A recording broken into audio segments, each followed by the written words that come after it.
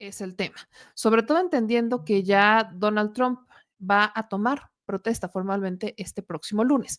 Entonces viene una ola de comentarios de si va bien, si no va bien, qué va a pasar, qué no va a pasar, qué se va a hacer, qué no se va a hacer.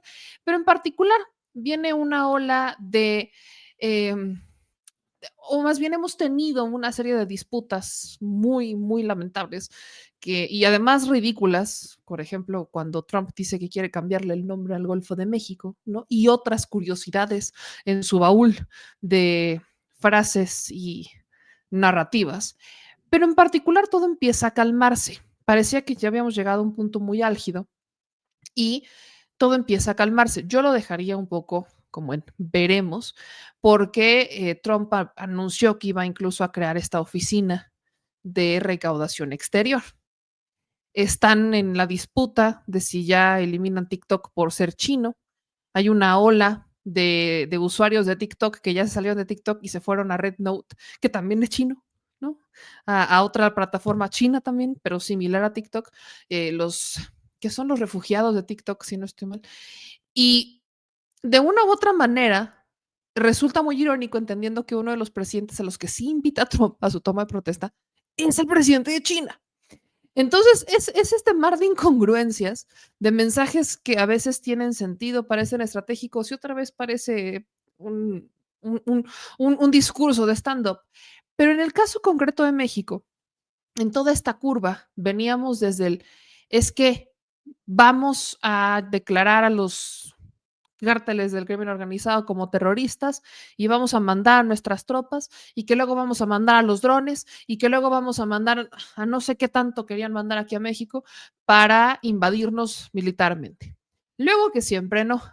Luego que van a colaborar, luego que Trump dice que la presidenta de México es una mujer magnífica y espléndida, y luego que dicen que mejor siempre sí, que nos van a imponer aranceles por el tema migratorio, el tema de seguridad, y luego que siempre no. Y vemos como sí, no, pareciera un poco un trastorno bipolar, pero el trastorno bipolar es aún más particular y es un tema distinto, pero sí parece como un sí, pero luego no, pero luego sí.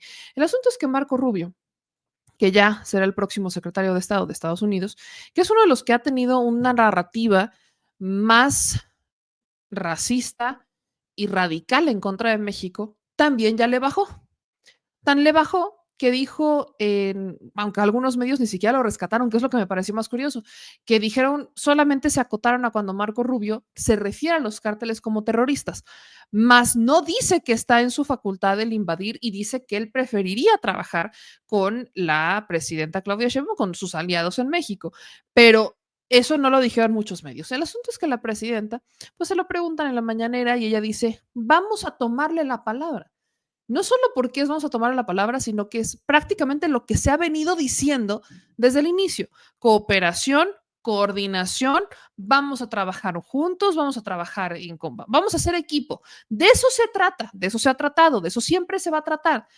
Pero llegamos a un punto en que podríamos decir que Marco Rubio le da la razón a la presidenta de México, aunque ellos no lo quieran ver así. Vamos a escuchar lo que dijo la presidenta Claudia Sheinbaum.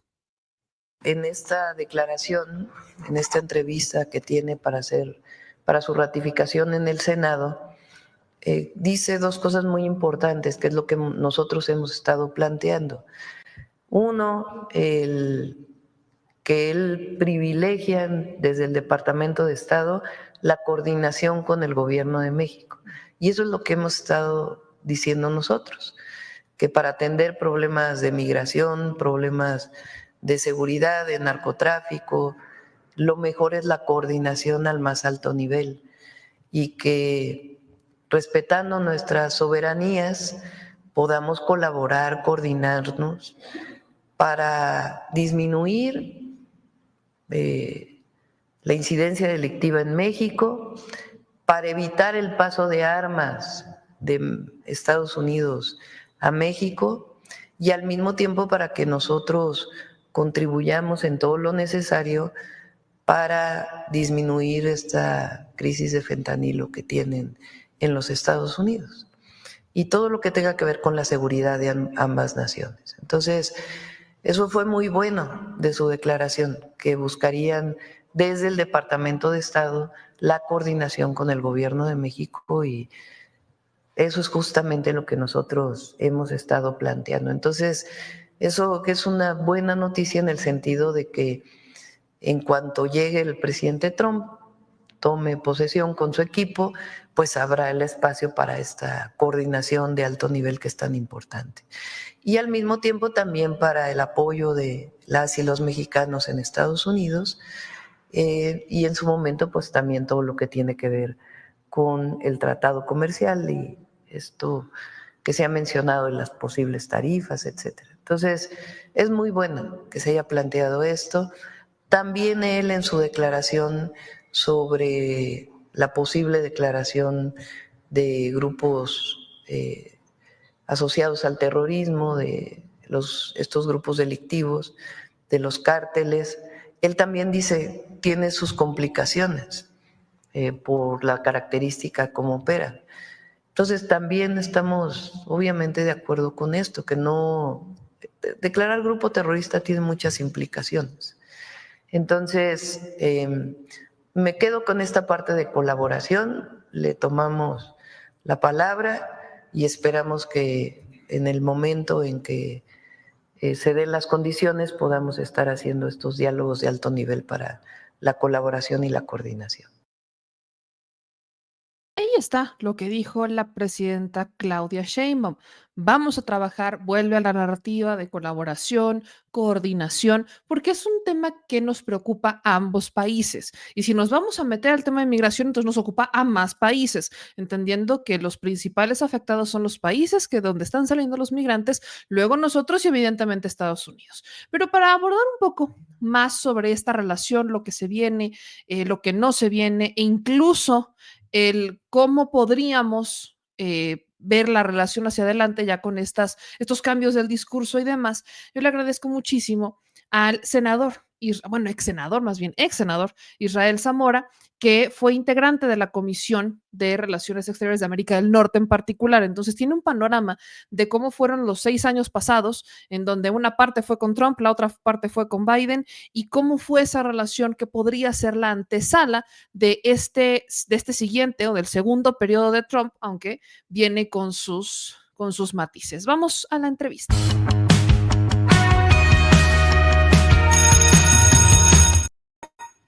Israel, ¿cómo estás? Muy buenas noches.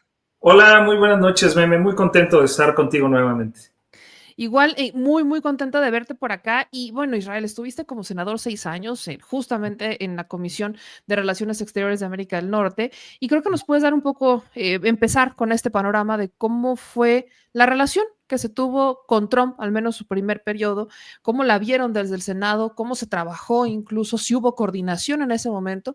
Y partamos con eso. ¿Podría, dadas esas circunstancias, darse una buena relación pese a todos los mensajes que se han tenido? Yo creo que la relación con Estados Unidos es fundamental para México, pero también para ellos. Yo, como mencionas, fui integrante de la Comisión de Relaciones Exteriores, fui secretario de la Comisión de Relaciones Exteriores América del Norte, pero también integrante de Relaciones Exteriores General, que abarca, digamos, todo el mundo, pero también de una comisión que se creó especial para la implementación del tratado entre México, Estados Unidos y Canadá, porque al llegar, recordemos, el presidente Andrés Manuel López Obrador, México estaba en esta transición del NAFTA que se conocía hacia el nuevo tratado que impulsó Donald Trump.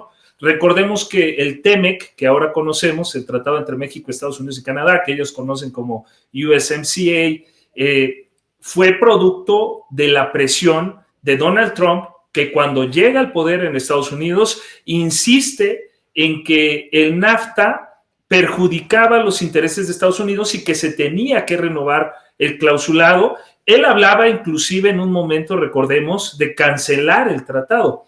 Lo toma la negociación un tiempo Peña Nieto, pero después, al llegar el presidente Andrés Manuel, en la transición participa el grupo negociador que ya venía con toda la información y asume el nuevo equipo encabezado, por supuesto, por el canciller en ese entonces, que era Marcelo Ebrard, ahora secretario de Economía, lo cual es importantísimo también. El ahora secretario de Economía, desde mi punto de vista, es pieza clave para esto que está ocurriendo. Y entonces va a ser él fundamental porque tiene todo el contexto de la negociación y eso va a ser muy importante. Entonces, ¿cómo fue la relación con él en la implementación del TEMEC? Pues recordemos la posición tan firme que tuvo, sobre todo en reformar el capítulo 8 del tratado el presidente Andrés Manuel, en donde se establecía la soberanía en los hidrocarburos. Y la administración Peña, te lo voy a decir porque tuvimos algunas reuniones, no voy a dar nombres, pero tuvimos algunas reuniones, comidas con las personas del equipo del presidente Peña Nieto que había negociado y ellos veían ese punto como algo crítico y decían es casi imposible que lo acepten. Bueno, se logró que aceptaran la soberanía de nuestro país y que quedara plasmada en el TEMEC para que era un punto que era de estrategia y además estratégico, fundamental para la soberanía según el presidente Andrés Manuel y se logró. Entonces, ese fue un punto que creo sirve como referencia hasta dónde puedes negociar con Donald Trump. Ahora, ¿a quién mandó como embajador Donald Trump? Eso para mí también es clave, Meme. Él envió, recordemos, a Christopher Landó. Nosotros tuvimos en el Senado muchas reuniones con Christopher Landó, el embajador en ese momento de Estados Unidos en México, y él impulsaba, él, de entrada, desde mi punto de vista, demostró varias veces su amor por México. Dejó de ser embajador y seguía subiendo posts de México, entonces creo que él le guarda, desde mi punto de vista, al menos lo que se ha visto en redes sociales y lo que él nos dijo, fue que tenía cariño por México. Él ya no va a ser el embajador, llega un embajador, como sabemos, que tiene experiencia en inteligencia, trabajó en la CIA, trabajó también como asesor para la Secretaría de Defensa de Estados Unidos, y eso nos habla de un perfil un poco estratégico para Estados Unidos en materia de seguridad nacional. Pero Christopher Landó se integra como subsecretario de Estado, digamos, es el segundo después de Marco Rubio, que va a ser el secretario de Estado, que funge o tiene funciones equivalentes a la de nuestro canciller. Entonces, eso también es clave porque digamos que Christopher Landó, en varias reuniones que nosotros teníamos, insistía en la necesidad de que México captara mucha de la inversión que en ese momento estaba huyendo de China. Recordemos que China comenzó el COVID y antes del COVID inició una guerra comercial Donald Trump con los chinos. Se viene el COVID dentro de la administración de Donald Trump y eso evidencia todavía más la dependencia de los Estados Unidos hacia los productos que generaban las empresas americanas en China. Muchas de las empresas tenían allá, prácticamente realizaban su manufactura allá y muchas de ellas se vieron afectadas por el COVID. Y eso fue un punto que también ayer en su comparecencia de confirmación de Marco Rubio se tocó. Entonces, en general, ¿cómo lo veo yo, Meme? Que Estados Unidos está muy consciente de la importancia estratégica que tiene México para ellos. He escuchado a algunos politólogos argentinos y por diversos lados se comienzan a escuchar que dicen que México es el país más importante para Estados Unidos. Y yo creo que México es fundamental, no sé si el más importante, pero sí es el estratégico para mantener los intereses de Estados Unidos como ellos lo desean. México es fundamental para eso. Y por supuesto, Estados Unidos, para mí, es el país más importante para México, no solo porque es nuestro principal socio comercial, sino porque en Estados Unidos tenemos viviendo a una tercera parte de los mexicanos. La segunda ciudad, a veces eso se nos olvida, pero la segunda ciudad con más mexicanos después de la Ciudad de México no es Monterrey, no es Guadalajara, son Los Ángeles. Los Ángeles es la segunda ciudad con más mexicanos en el mundo. Y allá, en otra reunión que tuvimos en el Senado de la República con el embajador entonces, Kenneth Salazar, que se acaba de ir, él mencionaba que la oficina del censo, que es, digamos, el INEGI de Estados Unidos, dice que hay 40 millones de hispanos de origen mexicano, un eufemismo que utilizan para no decir que son mexicanos, y él decía, bueno, nosotros creemos que esa cifra puede llegar hasta los 70 millones, nos lo dijo en una reunión. Entonces, México tiene, si somos 129, prácticamente 129 millones, prácticamente allá tenemos a una parte importantísima de nuestra población. En términos oficiales estamos hablando de una cuarta parte, una tercera parte, y eso es para México importantísimo, y por lo tanto para mí eso lo convierte en el país más importante. Pero también Estados Unidos ha entrado a una situación en donde su hegemonía, ellos la ven en riesgo contra China. Si tú analizas toda la entrevista que duró como 4 horas que le hicieron los senadores a Marco Rubio, se centraron específicamente en algunas zonas que están de atención urgente, que son evidentemente la guerra que está viviendo Ucrania con Rusia. Después otro punto es la guerra que se está dando en Gaza, pero también China entraba como la tercera situación más importante, y para mí esa es estratégica y a largo plazo. Las otras dos, ellos planean resolverlas en estos días. Hoy mismo hubo una entrevista del presidente Donald Trump en donde dijo que había estado su negociador y que había puesto términos para que liberaran a los rehenes en Medio Oriente, en esta situación que se vive en la Franja de Gaza, y que si no iba a haber consecuencias, ¿no? Pero digamos, eso es lo que ven ellos a corto plazo. Y México, ahí entra clave. Estados Unidos ha comenzado, es mi punto de vista, una negociación es una estrategia de negociación que utiliza Donald Trump, que tiene sustento incluso científico en estudios que tiene la Universidad de Arizona desde a finales de los años 80, en donde dice que se utilizan anclas, meme. Donald Trump se dice él mismo ser un extraordinario negociador y utiliza un efecto que generan las anclas, que es, digamos, pone un precio muy alto, muy elevado, muy irracional, sin fundamento, y a pesar de eso, por más que uno sea especialista, el efecto de esas anclas te condicionan, digamos, te sesgan, a pesar de que tú seas un experto en la materia, y normalmente lo que la contraparte ofrece en la negociación es muy cercana a esa ancla. ¿Y a qué me refiero con esto en casos bien concretos para concluir esta parte? Primero, lo que está haciendo con el Canal de Panamá. El Canal de Panamá, él dice, lo vamos a recuperar, se lo vamos a quitar a los panameños. Y yo creo que lo que está buscando ahí es quitar el control que Estados Unidos observa de China en el Canal de Panamá, que recordemos está considerado de seguridad nacional en Estados Unidos, y es una manera también de beneficiar a los buques de Estados Unidos. Creo que con esas dos situaciones Panamá va a llegar a la negociación, pero él presenta algo extremo para que en la negociación ellos, los panameños, digan, bueno, mira, le vamos a dar un descuento a los buques, vamos a quitar cualquier control de China sobre el Canal de Panamá, y ellos van a sentir que ganaron. Eso es, no sé si queda clara esta idea, pero más o menos es lo que yo veo también con México. Ahora, lo que yo sí veo inminente, eso ya lo veo como prácticamente un hecho, es que sean designados los cárteles mexicanos con la etiqueta de terroristas. Primero, porque ha sido una propaganda que utilizó Donald Trump en su campaña, pero que también ha sido soportada por el ahora secretario de Estado, prácticamente ya en unos días, Marco Rubio, quien él, junto con otros, por ejemplo, Ted Cruz de Texas, otro senador muy...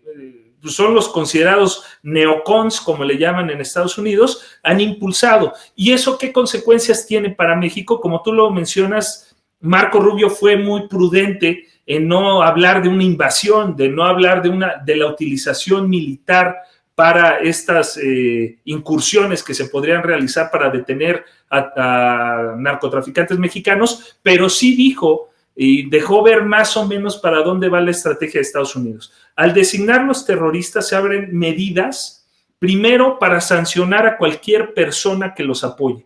O sea, cuidado, después de la designación que se haga en los primeros días, así lo veo yo, los primeros días de la administración de Donald Trump, se van a hacer esta designación de los cárteles mexicanos como terroristas. Y cuidado, ahí sí, a las personas que los apoyen económicamente o a empresas que participen con ellos.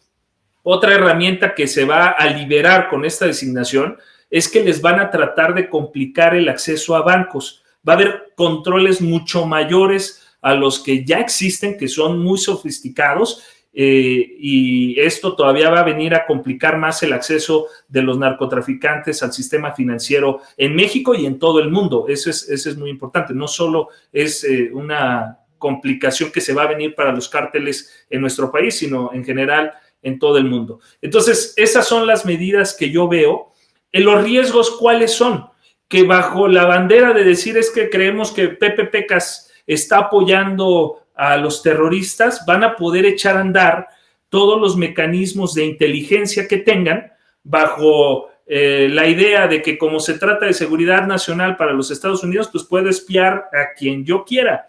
No importa qué sea político, sea empresario, sea ciudadano, si yo tengo la leve sospecha de que está apoyando a los cárteles, pues está apoyando al terrorismo y por lo tanto echo a andar toda una maquinaria de inteligencia que puede vulnerar también la soberanía de nuestro país. Ahí te van, veo varios puntos importantes y creo que los temas centrales que hoy preocupan son migración y seguridad. En el asunto de seguridad, bien lo acabas de mencionar, pero Marco Rubio le baja y dice que, para empezar, no es una decisión de él, porque el tema de los militares tendría que recaer en otro funcionario, no en él. Pero dice que prefiere colaborar. ¿Ves que se pueda colaborar? Entendiendo que incluso cuando estuviste en el Senado es cuando el presidente López Obrador, expresidente, perdón, López Obrador, lo que hace es ponerle un freno a las agencias extranjeras, algo que molestó muchísimo a Estados Unidos y que además ha derivado en una serie de fricciones que se han dado entre México y Estados Unidos.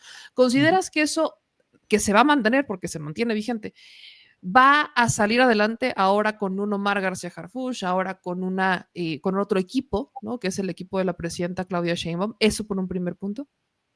No tengo la menor duda, Meme. También fui secretario de la Comisión de Defensa, es que estuve en 12 comisiones en el Senado. Y cuando estábamos analizando precisamente esta iniciativa del presidente Andrés Manuel de que ahora los agentes extranjeros al ingresar a territorio nacional para realizar cualquier cuestión tengan que informar al gobierno de México, porque antes se nos metían todo el mundo de todas las agencias de Estados Unidos y ni avisaban. Se hizo esa reforma para ahora que el gobierno de México estuviera enterado y que no se vulnerara así su soberanía.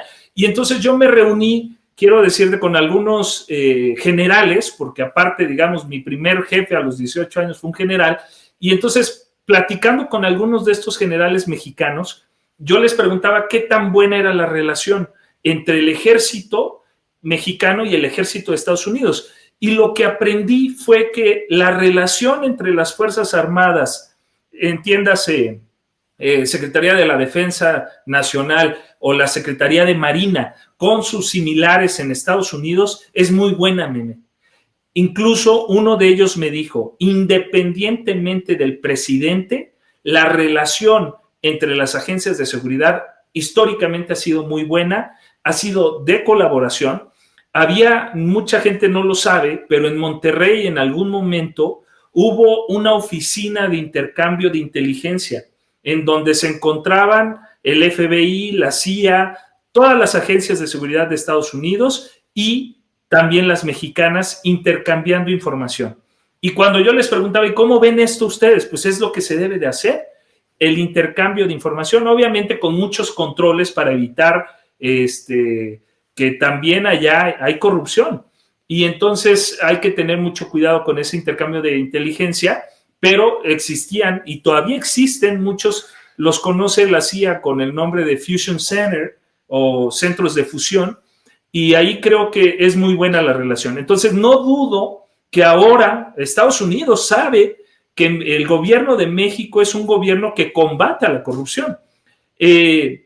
Hemos visto la posición de México y como tú lo has mencionado, ha habido muy buenas expresiones acerca de la presidenta Claudia Sheinbaum, y entonces yo no tengo la menor duda de que hay y ha habido una muy buena relación en materia de seguridad. Y creo que, al contrario, conforme pasa el tiempo, México desde que inició el gobierno del presidente Andrés Manuel y creo que se va afianzando esa confianza en las instituciones mexicanas, que ayer, como tú bien mencionó y reiteró Marco Rubio como la vía que él preferiría, la de la colaboración, en donde México y Estados Unidos vayan unidos en estrategias para atacar un mismo problema que, como ellos dicen, afecta a Estados Unidos, pero también a nosotros.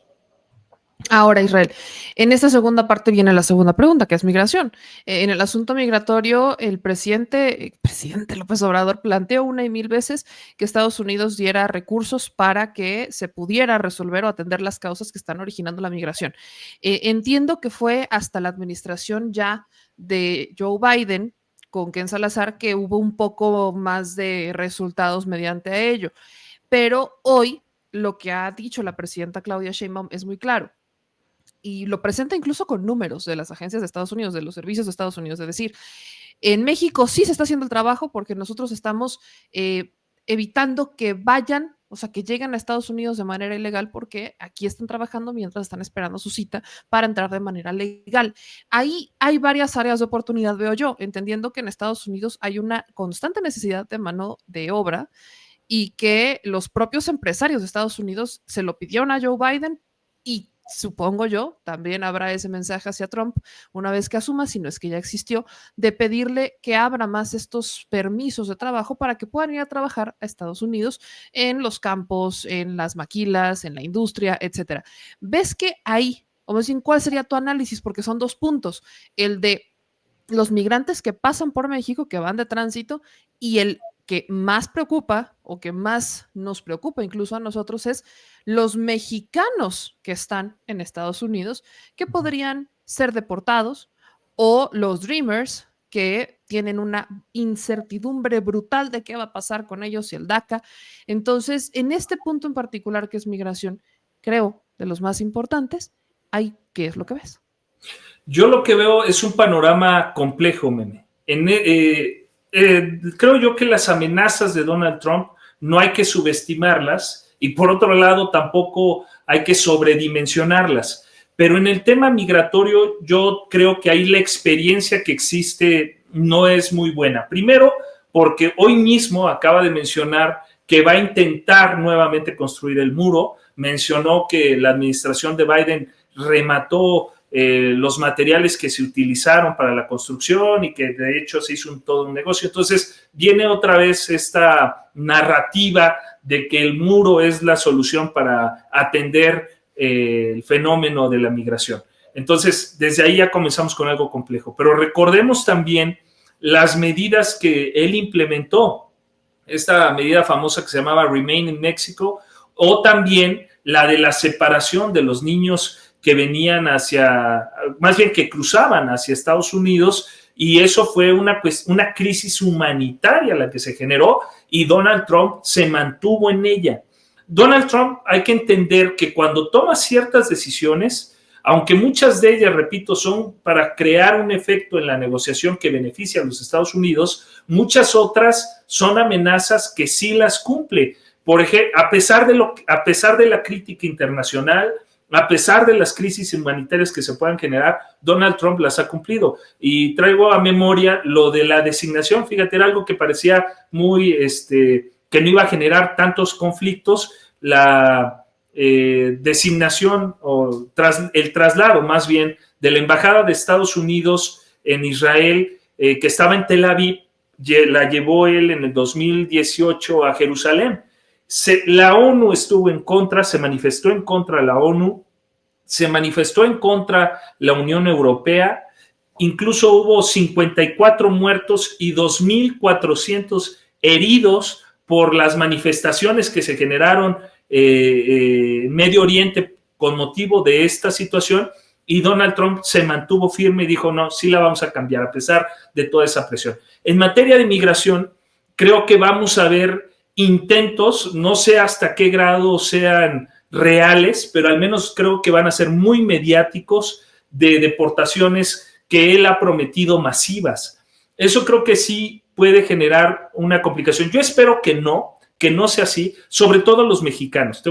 Creo yo que recientemente hemos comenzado a ver en muchos, no sé si tú lo has visto en redes sociales, muchas personas, influencers de Estados Unidos hablan de cómo es eficiente la mano de obra mexicana, cómo los trabajadores mexicanos son muy buenos, etcétera, cómo contribuyen a su economía, que contribuyen prácticamente con $3 trillones a la economía, según los datos últimos que yo revisé. Entonces, aportan muchísimo los trabajadores mexicanos. Entonces, yo esperaría que el trabajo diplomático que se haga en los consulados desde la defensa, pero también a nivel diplomático, repito, con los similares de Estados Unidos, México logre proteger a nuestros connacionales allá.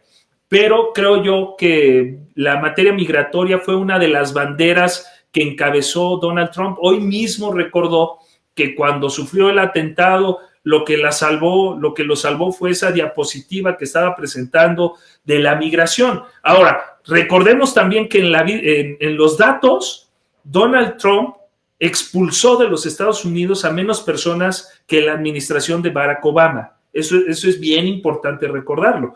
Entonces, creo yo que tenemos que ser muy mesurados en esto, pero yo sí veo un riesgo, Meme, en materia migratoria. Creo que va a ser uno de los puntos más mediáticos que van a generar más temor. Recordemos lo que ocurrió con Ron DeSantis en Florida, el gobernador muy cercano a Trump, que se distanciaron un poco en la interna, pero al fin y al cabo llevan a cabo tienen una misma ideología.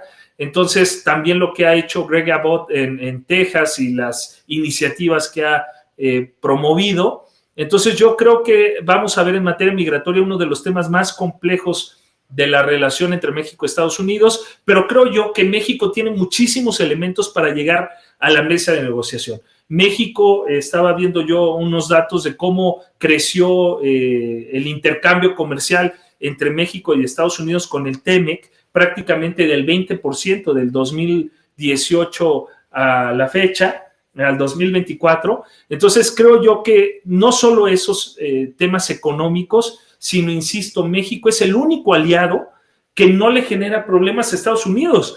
Estaba viendo en la entrevista de hoy de Donald Trump cómo criticaba a Canadá y cómo les dijo en esa famosa reunión que decía Loret de Mola que por qué se había ido Justin Trudeau a la casa de Mar-a-Lago a reunirse con Donald Trump, y a los días pues renuncia, ¿no? Ahí nos damos cuenta de lo que realmente sucedió en esa reunión. Pero más allá de eso, criticaba a los canadienses y decía, pues nosotros no necesitamos de los productos que ustedes nos venden, nosotros aquí generamos más. Creo que eso no sucede con México. Creo que México, al contrario, aporta muchísimo valor, principalmente el recurso humano es valiosísimo, pero también todos los recursos que podemos intercambiar con ellos. Un tema que no debe pasar por alto, Meme, y ya para concluir esta participación en este momento, por si tienes alguna pregunta, pero hay un tema que a mí me llamó muchísimo la atención y que fue para mí el que nos debe de prender unas focos ahí ámbar en la relación, y es el tema del agua. Varios senadores presionaron a Marco Rubio, sobre todo de Texas, Ted Cruz fue uno de ellos, para que México cumpla con este tratado que, según ellos, lo obliga a dar agua proveniente del río Bravo hacia los Estados Unidos. Entonces, ese es un tema que también creo que va a estar pendiente en la relación entre México y Estados Unidos. Israel, yo solo quisiera hacerte esta última pregunta.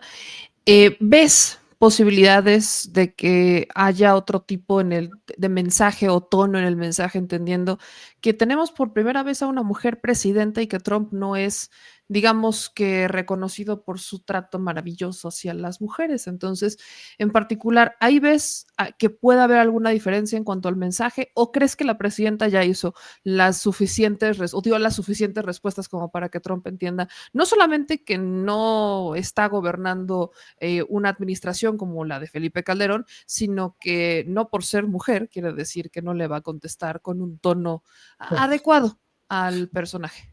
Yo creo que Trump conoce muy bien a México. Yo creo que Trump es una persona, contrario a lo que muchos piensan, que es impulsivo, que sí lo es, pero creo que mucha de sus... se me hace una persona que es inteligente, que no podemos subestimar, y que lo que trae de propuestas muchas veces son producto de una estrategia muy bien planeada. y estoy seguro que él conoce a la presidenta, ya le han de haber pasado muchísima información de ella, de la gran capacidad que tiene, y creo que él lo ha demostrado. Ahora, también con el presidente Andrés Manuel, recordemos, ¿no?, cómo se refería a él como su amigo, cuando todos pensaban que iban a chocar.